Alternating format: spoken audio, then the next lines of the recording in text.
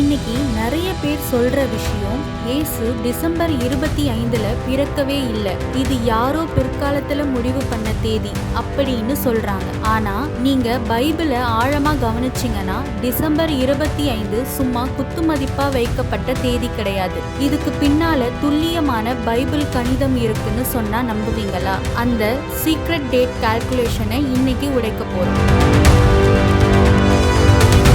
இந்த மர்மத்தோட திறவுகோல் இயேசு கிட்ட இல்ல, அவருக்கு முன்னாடி பிறந்த யோவான் ஸ்நானகன் கிட்ட இருக்கு. லூக்கா 1ஆம் அதிகாரம் 13வது வசனத்துல யோவானோட தகப்பன் சகரியா ஆராதனை செய்யும் போது தேவதூதன் சகரியாவை பார்த்து உனக்கு ஒரு மகன் பிறப்பான்னு சொன்னாரு. இங்கதான் மிஸ்ட்ரி ஆரம்பிக்குது. யூதர்களுக்கு ஆசாரியர்கள் தேவை செய்வது ஏதோ ரேண்டமா இல்ல, ஏற்கனவே முடிவு செய்யப்பட்ட ஒன்று.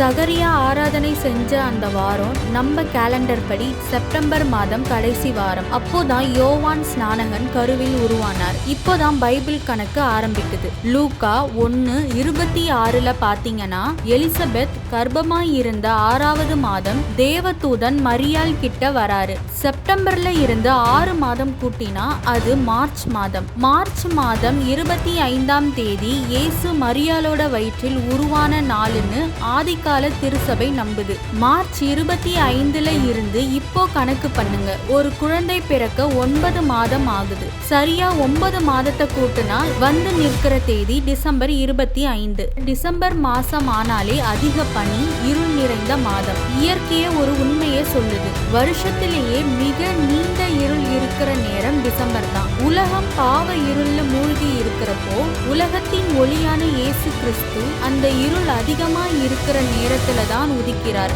இருளை விரட்டவே ஒளி வந்தது. அதனால் டிசம்பர் 25ங்கிறது யாரோ மனுஷங்க எழுதின தேதி அல்ல, அது யோவான் ஸ்நானகன் பிறப்புல இருந்து பைபிள் வசனங்கள் வழியா தேவன் நிச்சயத்த ஒரு துல்லியமான நாள். ஹிஸ்டரி, மேத்தமெட்டிக்ஸ், ஸ்பிரிச்சுவாலிட்டி இது மூணுமே சேர்ந்த நாள் தான் கிறிஸ்துமஸ். இப்போ உங்களுக்கு ஒரு தெளிவு கிடைச்சிருக்கும். இந்த வீடியோ உங்களுக்கு புது தகவலை கொடுத்திருந்தா லைக், ஷேர், சப்ஸ்கிரைப் பண்ணுங்க. God bless you.